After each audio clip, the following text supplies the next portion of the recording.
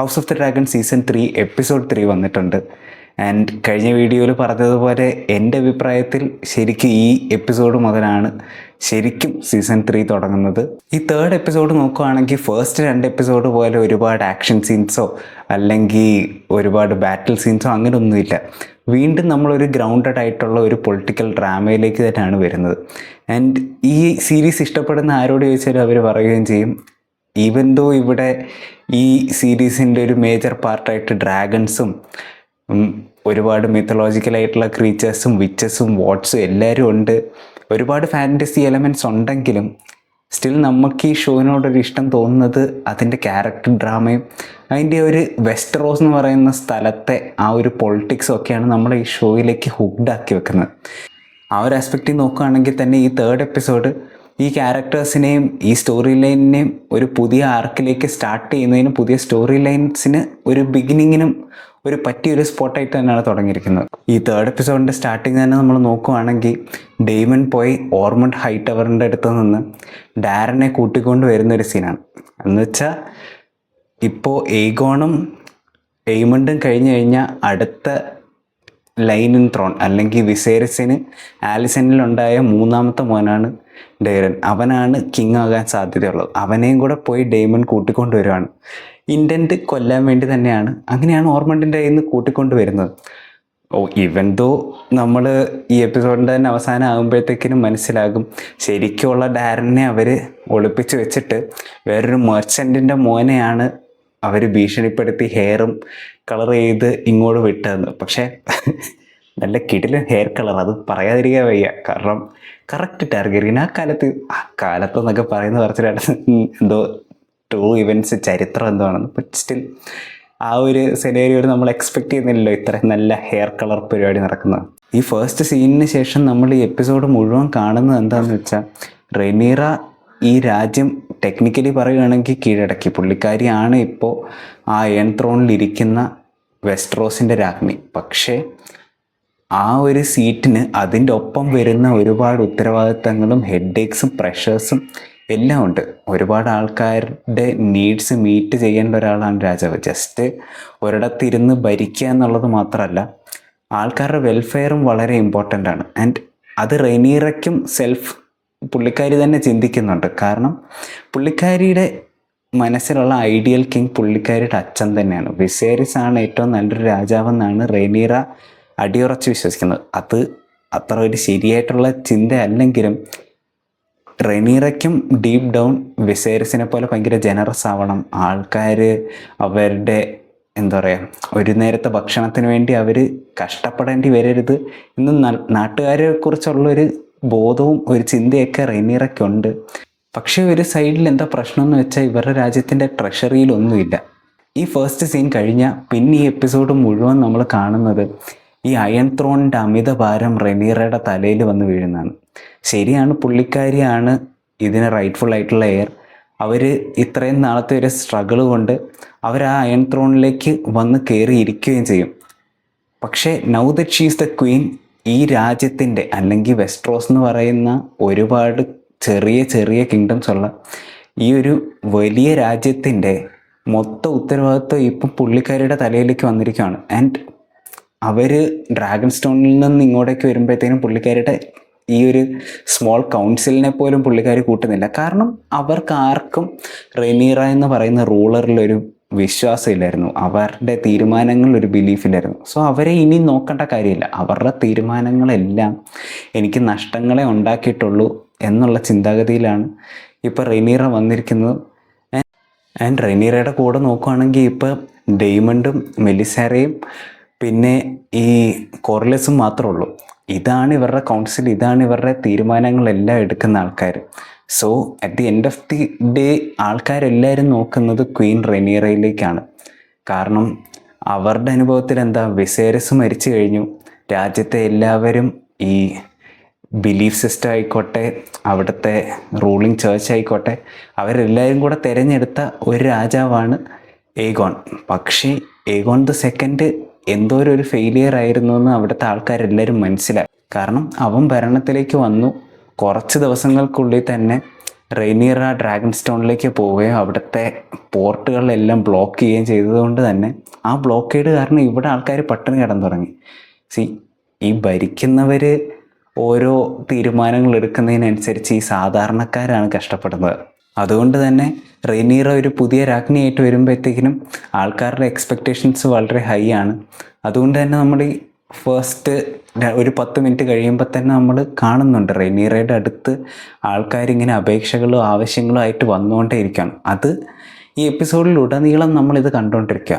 പക്ഷേ റെയ്നിയറയ്ക്ക് കൊടുക്കാൻ ഒരു സൊല്യൂഷൻ ഇല്ല, ഒരു ക്ലിയർ കട്ട് സൊല്യൂഷൻ ഇല്ല. കാരണം അവർ ഈ വന്ന് കയറിയിരിക്കുന്ന രാജ്യം ശരിയാണ്, ഇവർ ത്രോണെല്ലാം പിടിച്ചെടുത്തു. പക്ഷേ ത്രോൺ പിടിച്ചെടുത്തതിന് ശേഷമാണ് അറിയുന്നത് ഇവിടെ ഉണ്ടായിരുന്ന ഗോൾഡ് കോയിൻസ് അല്ലെങ്കിൽ ഇവിടെ ട്രഷറിയിൽ ഉണ്ടായിരുന്നതിൽ ഒരു 2/3 ഭാഗവും ഈ കഴിഞ്ഞ റെജീമിലെ ആൾക്കാർ അല്ലെങ്കിൽ ഈ ലാനിസ്റ്റേഴ്സ് എല്ലാവരും കൂടെ അവർ പങ്കിട്ടെടുക്കുമോ അല്ലെങ്കിൽ ഇവർ ഈ രാജ്യത്തിൻ്റെ ട്രഷറിയിൽ നിന്ന് ഇതും റിമൂവ് ചെയ്തിരിക്കുകയാണെന്ന് അറിയുന്നത്. സോ ഇവർക്ക് ഈ എപ്പിസോഡിൽ തന്നെ പറയുന്നതനുസരിച്ച് ആ കിങ്സ് ലാൻഡിംഗ് എന്ന് പറയുന്ന ആ ഒരു ചെറിയ സിറ്റി അവർക്ക് മെയിൻറ്റെയിൻ ചെയ്തു പോകാൻ 2-3 വീക്സിന് വേണ്ടി മാത്രമുള്ള ഫണ്ടേ ഇപ്പോൾ രാജ്യത്തിന് മൊത്തമായിട്ടുള്ളൂ ട്രഷറിയിൽ.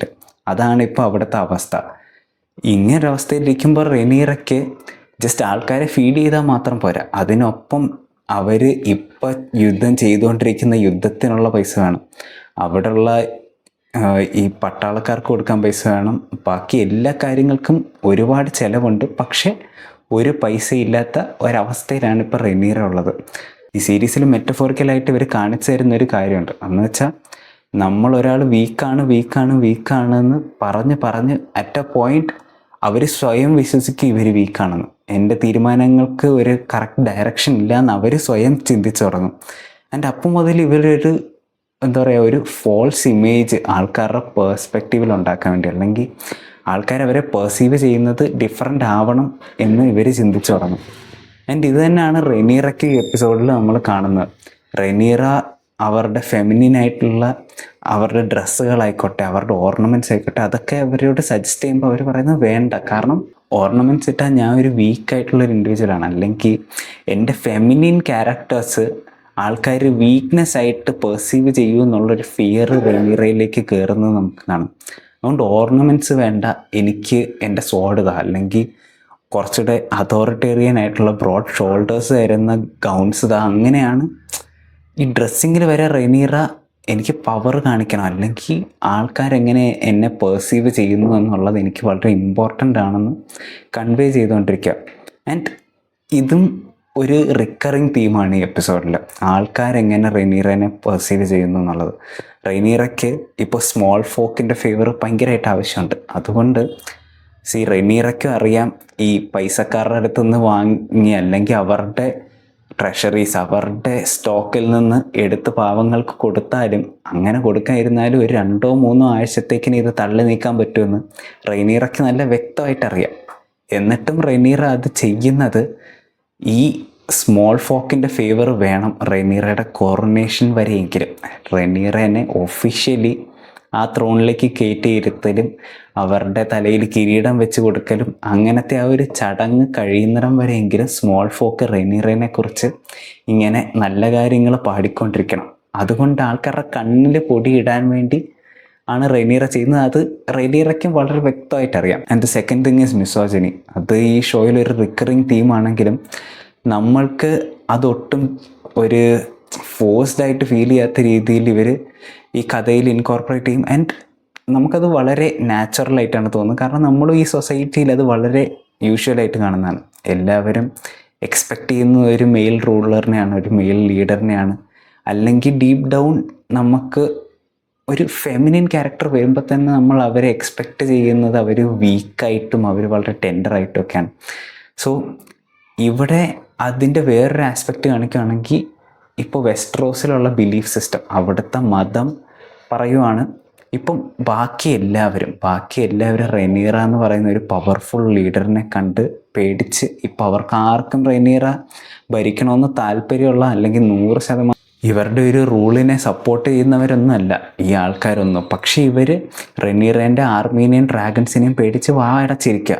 അപ്പോഴും അവിടുത്തെ മതത്തിന് മാത്രമാണ്, അല്ലെങ്കിൽ ആ വെസ്റ്ററോസ് എന്ന് പറയുന്ന രാജ്യത്തെ മതനേതാക്കന്മാർക്ക് മാത്രമാണ് ഇവരുടെ അടുത്ത് മുഖത്ത് നോക്കി നോ പറയാൻ തോന്നുന്നത്. കാരണം അത് ശരിയായതുകൊണ്ടല്ല.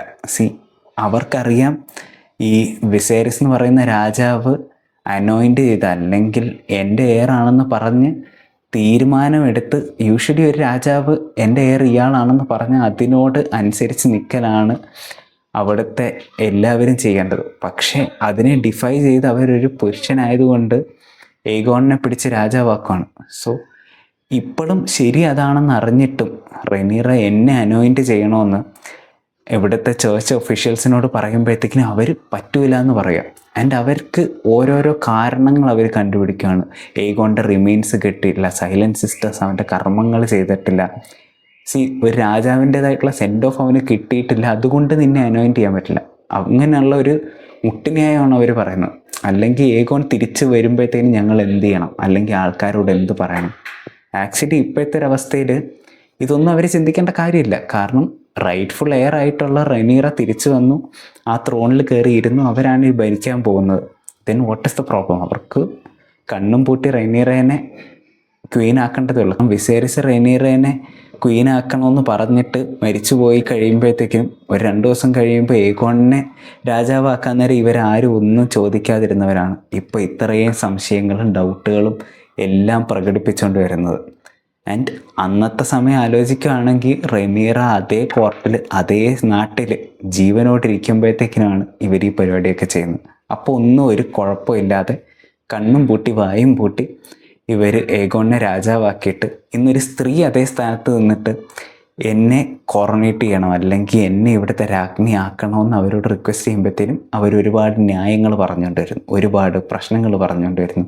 ആൻഡ് ഈവൻ ടർഗേറിയൻസിൻ്റെ ഹൗസിനെ തന്നെ അയാൾ വളരെ മോശമായിട്ട് പറയുന്നുണ്ട്. ആൻഡ് മോശമായിട്ട് പറയുന്നു ഇൻ ദ സെൻസ് അവർ ചെയ്യാത്ത കാര്യമൊന്നുമല്ല, അവർ ഇൻസെസ്റ്റുവസ് ആണ്, അവർക്ക് ഇൻബ്രീഡിങ് മറ്റ് ബ്ലാക്ക് മാജിക്ക് അങ്ങനെ ഒരുപാട് പ്രശ്നങ്ങളുണ്ട്, അതൊന്നും ഇല്ല എന്നല്ല. പക്ഷെ അതൊക്കെ ഇയാൾ പൊക്കിക്കൊണ്ട് വരുന്നത് എപ്പോഴാണ്? റെനീറ രാജ്ഞി ആവണമെന്ന് പറയുമ്പോഴാണ്. ഏഗോൺ രാജാവാകണമെന്ന് പറയുമ്പോൾ ഇതൊന്നും ഒരു പ്രശ്നമല്ല, കണ്ണും പൂട്ടി രാജാവാക്കാം. മൂന്നാമതായിട്ട് എടുത്ത് പറയേണ്ട കാര്യമാണ് ഇവർ എലികളെ ഒരു സിംബലിസമായിട്ട് യൂസ് ചെയ്യുന്നത്. ഇതിന് മുന്നേ ഇത് നമ്മൾ യൂസ് ചെയ്ത് കണ്ടിരിക്കുന്നത് ഇതേ ഷോവിൻ്റെ ഫസ്റ്റ് സീസണിലാണ്. പല സീനുകളിലും ഒരു മോശം കാര്യം നടക്കുമ്പോഴത്തേനും, അല്ലെങ്കിൽ ഒരു എന്താ പറയുക റൈറ്റ് വേയിലല്ലാത്ത കാര്യങ്ങൾ നടക്കുമ്പോഴൊക്കെ നമ്മൾ ഈ എലികളെ പല സീനിൻ്റെയും ബാക്ക്ഗ്രൗണ്ടിൽ കണ്ടിട്ടുണ്ട്. അതിപ്പോൾ ഡെയ്മൻ റെനീറേനെ കൂട്ടി ബ്രോത്തലിലേക്ക് പോകുന്ന സീനായിക്കോട്ടെ, അല്ലെങ്കിൽ വിസേരിസിൻ്റെ കൂടെ ഫോഴ്സ്ഡായിട്ട് ആലിസനെ ഇവർ കല്യാണം കഴിപ്പിച്ച് ആ ഒരു ഫസ്റ്റ് നൈറ്റ് ആലിസൻ്റെ വിസേരിസിൻ്റെ കൂടെ സ്പെൻഡ് ചെയ്യുമ്പോൾ ആയിക്കോട്ടെ, അപ്പോഴൊക്കെ നമ്മളെ കാണിക്കുന്നുണ്ട് ഈ എലികളെ ബാക്ക്ഗ്രൗണ്ടിൽ. സോ അതേ ഒരു തീം ഇപ്പോഴാണ് പിന്നെ തിരിച്ചു വരുന്നത്. ആൻഡ് ഈ എലികൾ സിംബലൈസ് ചെയ്യുന്ന ഒരു ബാഡ് ഓമനാണ്. ഈ സിസ്റ്റം തന്നെ ഇൻറ്റേർണലി റോട്ടൺ ആണെന്ന് കാണിക്കുന്നതിന് വേണ്ടി ഇവർ യൂസ് ചെയ്യുന്നൊരു ടൂളായിട്ടാണ് എനിക്ക് ഈ എലികളുടെ പ്രസൻസ് വന്നത്. ഇപ്പോൾ റെനീറ ഈ ത്രോണിലിരിക്കുമ്പോൾ റെനീറ ആ ത്രോണിൻ്റെ സൈഡിൽ വരെ എലികളെ കാണുക. അതായത് ഒരു രാജ്ഞി ഇരിക്കുന്നിടത്ത് വരെ എലികൾ വന്ന് കയറി നടക്കുന്നത്രയും ഇവരുടെ സിസ്റ്റം ഇൻറ്റേർണലി ബ്രോക്കൺ ആണ് എന്നാണ് കാണിക്കുന്നത്. ആൻഡ് അതുമാത്രമല്ല, കിങ്സ് ലാൻഡിങ്ങിലുള്ള അവരുടെ ഈ കാസിലിലെ ക്യാൻഡിൽസ് വരെ എലികൾ തിന്ന് തീർത്തത് കൊണ്ട് 2 ദിവസം കഴിഞ്ഞ് നമ്മൾ ഇരുട്ടിലിരിക്കേണ്ടി വരുമെന്ന് റെനീറേനോടൊരു സീനിൽ ഒരാൾ പറയുന്നുണ്ട്. ഇതൊക്കെ കാണിക്കുന്നത് എന്താണെന്ന് വെച്ചാൽ, ഒരു ഭാഗത്ത് ഇവർ ഈ ത്രോണിന് വേണ്ടിക്കും ഗ്ലോറിക്ക് വേണ്ടിയൊക്കെ ഒരുപാട് പൈസ ചിലവാക്കി, അല്ലെങ്കിൽ ഒരുപാട് റിസോഴ്സസ് യൂസ് ചെയ്ത് യുദ്ധം ചെയ്തുകൊണ്ടിരിക്കുമ്പോൾ, വയലൻസിന് വേണ്ടി ആൾക്കാർ ഒരുപാട് റിസോഴ്സ് ഇൻവെസ്റ്റ് ചെയ്യുമ്പോൾ ഇൻറ്റേർണലി ഒരു രാജ്യം നശിച്ചുകൊണ്ടിരിക്കുകയാണ്. അവരുടെ സിറ്റിയിൽ, അവരുടെ പാലസിൽ സാധനങ്ങൾ നശിച്ചില്ലാണ്ടായിക്കൊണ്ടിരിക്കുമ്പോൾ അവരുടെ ഫോക്കസ് ബാറ്റിൽസിലും അത് ജയിക്കുന്നതിലുമൊക്കെയാണ്. വിഷമം തോന്നിയൊരു കാര്യമാണ് ഈ എപ്പിസോഡിൽ റെനീറ സ്വന്തം ഫെമിനിനിറ്റീനെ ഒരു വീക്ക്നെസ് ആയിട്ട് കാണുന്നത്. അവർ കൗൺസിലിലേക്ക് പോകാൻ വേണ്ടി ഇരിക്കുമ്പോൾ, അല്ലെങ്കിൽ ആൾക്കാരുടെ പ്രശ്നങ്ങൾ കേൾക്കാൻ വേണ്ടി ത്രോൺ റൂമിലേക്ക് പോകാൻ ഇരിക്കുമ്പോഴത്തേനാണ് ഇവർ പീരിയഡ്സ് കാരണം ബ്ലീഡ് ചെയ്യാൻ തുടങ്ങുവാണ് എന്നൊരു റിയലൈസേഷൻ അവർക്ക് വരുന്നത്. And even Rhaenyra feels like it's a weakness. അതങ്ങനെ കാണേണ്ട കാര്യമില്ല. പക്ഷേ റെനീറ എന്ന് പറയുന്ന ഇത്രയും പവർഫുള്ളായിട്ടുള്ളൊരു വുമണിനെ വരെ അതൊരു വീക്ക്നെസ് ആണെന്ന് പെർസീവ് ചെയ്യിപ്പിക്കുന്ന രീതിയിലാണ് അവിടുത്തെ പേട്രിയാർക്കൽ സൊസൈറ്റി ഇവർ ബ്രെയിൻ വാഷ് ചെയ്തിരിക്കുന്നത്. അറ്റ് ദി എൻഡ് ഒരുപാട് ഇമോഷൻസും മെറ്റഫോഴ്സും ഒക്കെ ഉള്ള ഈ ഒരു എപ്പിസോഡ് എന്നെ പേഴ്സണലി സാറ്റിസ്ഫൈ ചെയ്തു. ആൻഡ് അടുത്ത എപ്പിസോഡ് കാണാൻ വേണ്ടി ഒരു എക്സൈറ്റിംഗ് ഫാക്ടറും കൂടെ ഇവരിട്ടിട്ടുണ്ട്. കാരണം ഈ എപ്പിസോഡിൻ്റെ സ്റ്റാർട്ടിങ്ങിൽ ഡെയ്മൺ പിടിച്ചുകൊണ്ട് വന്ന ആൾ ജസ്റ്റ് ഒരു ഇമ്പോസ്റ്ററാണ്. ശരിക്കുമുള്ള ഡാരൻ ഹൈറ്റവേഴ്സിൻ്റെ കൂടെ തന്നെയാണ് ഇപ്പോഴും ഉള്ളത് എന്നുള്ളൊരു റിവീല് നമുക്ക് എപ്പിസോഡിൻ്റെ ഒരു അവസാനത്തേക്ക് ആകുമ്പോഴത്തേനാണ് കിട്ടുന്നത്. ആൻഡ് ഈ എപ്പിസോഡിൽ നമുക്ക് ഒരു ഹിൻറ്റും തന്നിട്ടില്ല. ഈ എപ്പിസോഡിൻ്റെ അവസാനം ആകുമ്പോഴത്തേനും ഏഗോൺ എവിടെയാണെന്ന് നമുക്കറിഞ്ഞൂടാ, എയ്മണ്ട് എവിടെയാണെന്ന് നമുക്കറിഞ്ഞൂടാ, ആലിസ് ഓഫ് ഹാരൻഹോൾ പുള്ളിക്കാരി എവിടെയാണെന്ന് അറിഞ്ഞൂടാ. ആൻഡ് ഈ എപ്പിസോഡിനകത്ത് ഒരു സ്ഥലത്ത് ഡെയ്മൺ പുള്ളിക്കാരിയെക്കുറിച്ച് ചോദിക്കുന്നതിൽ നമുക്കറിയാം ഡെയ്മണും വെറീഡാണ്. ശരിക്കും പറഞ്ഞാൽ ഡെയ്മണിന് ഇപ്പോൾ ഉള്ളൊരു സ്റ്റാൻസ് വരാൻ കാരണം ആലിസ് കഴിഞ്ഞ സീസണിൽ ഡെയ്മനെ കാണിച്ച വിഷൻസാണ്. അതുപോലെ എയ്മണ്ടിനെ ഇനി എന്തെങ്കിലും കാണിക്കോ, അവൻ എന്തെങ്കിലും ബ്ലാക്ക് മാജിക് യൂസ് ചെയ്ത് ഇവർ വല്ല പവേഴ്സ് കൊടുക്കും, അങ്ങനൊരു ടെൻഷൻ ഡെയ്മണിനുള്ളതായിട്ട് നമുക്ക് ഡെയ്മണിൻ്റെ ആ ഒരു ചോദ്യത്തിൽ നിന്ന് കാണാം. ഹാരൻഹോള് എയ്മണ്ട് പിടിച്ചെടുത്തു എന്ന് പറയുമ്പോഴത്തേക്കിനും ഡെയ്മൺ ആദ്യം ചോദിക്കുന്നത് ആലിസിനെ കുറിച്ചാണ്. ഈവൻ ദോ ഹാരൻഹോളിലുള്ള ബാക്കിയുള്ളവരുടെ കാര്യം കേൾക്കുമ്പോഴത്തേനും ഡെയ്മണിന് വിഷമമാണ് വരുന്നതെങ്കിലും ആലിസിൻ്റെ കാര്യം ചോദിക്കുമ്പോഴത്തേക്കിനും ഒരു ടെൻഷനാണ് നമ്മൾ ആ മുഖത്ത് കാണുന്നത്. സോ അതിനെന്താണ് അടുത്ത എപ്പിസോഡിലൊരു ഡെവലപ്മെൻറ്റ് നടക്കുന്നതെന്ന് അറിയാൻ വേണ്ടി ഉള്ളൊരു എക്സൈറ്റ്മെൻറ്റും എനിക്കിതിൻ്റെ കൂടെ തന്നെ ഉണ്ട്. സോ അടുത്ത ആഴ്ചയും ഇത് തിങ്കളാഴ്ച തന്നെ റിലീസാവും. അപ്പോൾ അത് കണ്ടിട്ട് അതിൻ്റെ ഒരു വീഡിയോ ആയിട്ട് വരാം. അതുവരെ